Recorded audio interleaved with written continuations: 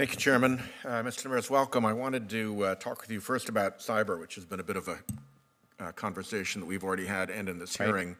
One thing is that Chairman Graham and I have been working for some time on trying to ramp up the department's response to botnets.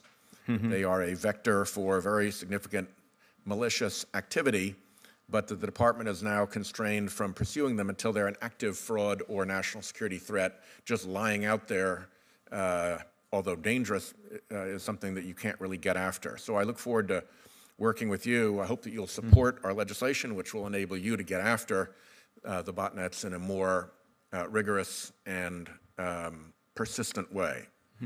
Yes, thanks, Senator. And I do remember a conversation in your office as well. I haven't read that piece of legislation, so I look forward to doing that. But this is obviously an important issue, and an issue in which we do need to work together on the executive branch and with all of you here in Congress. So I look forward to that. The other issue on cyber is the timing of our action. Obviously, everybody agrees that a lot needs to be done,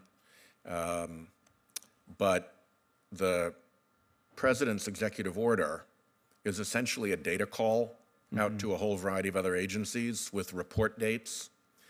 If you wait until the last report date and allow 30 days for assimilating the information and then get started, I think we are, at that point, hopelessly behind the curve.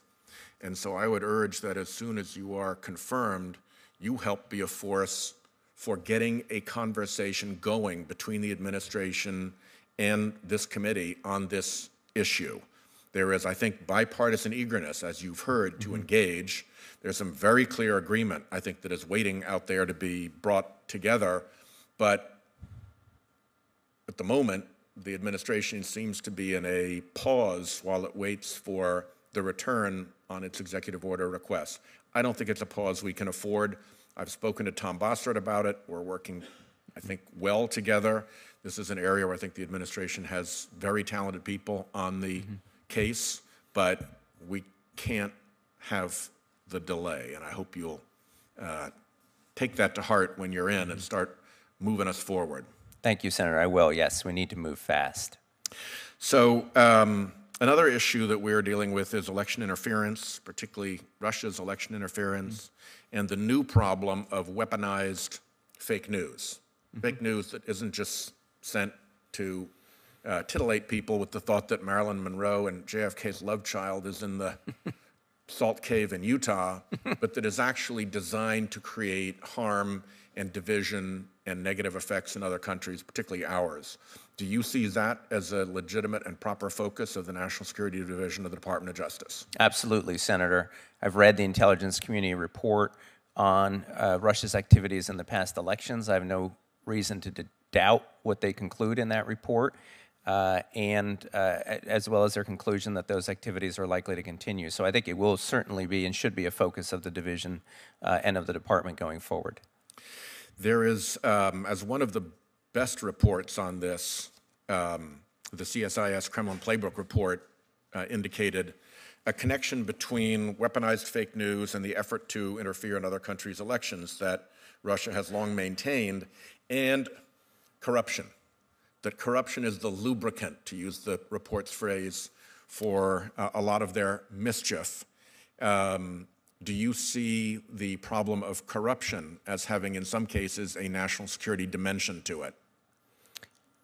It certainly can, Senator. I don't think that corruption per se will be part of the responsibilities of the division, but to the extent that it begins to permeate, whether it's counter-espionage or counterterrorism, or it's a part of those investigations or prosecutions, as you say, it certainly can be, then it would be. Corruption can be a means I agree with that. Of flipping people and turning Absolutely. people and making them agents of that foreign country, correct? Absolutely. So the last thing I wanted to touch with you on is that as the National Security Director, you will probably have some visibility into the Mueller investigation. To the extent that there are counterintelligence bits of information that come out of that, they will be routed through you and into the larger intelligence community. We also have an Attorney General who has been recused, and despite 2 letters now from Senator Graham and I to the department, we have only the most spongy and useless description of what the boundaries are within the department, between the department and the Mueller investigation. Can I have your assurance that you will see to it that any Mueller investigation-related material that comes to your attention will not in any way be used to violate the recusal that the Attorney General has taken, that you will not in any form provide a back channel for that information to anyone who is recused from that investigation. Senator, I'm not aware exactly of what my role will be yet in that investigation. And of course, the special counsel is leading it. I'm happy to support the investigation in any ways that the special counsel needs, and I will pledge to you that I will not do anything illegal or inappropriate in my role in supporting that investigation. Including specifically not violating the recusal that now surrounds the Attorney General. No, I mean, I wouldn't do anything to cause him to violate his recusal, exactly. Thank you. Thank you, Chairman.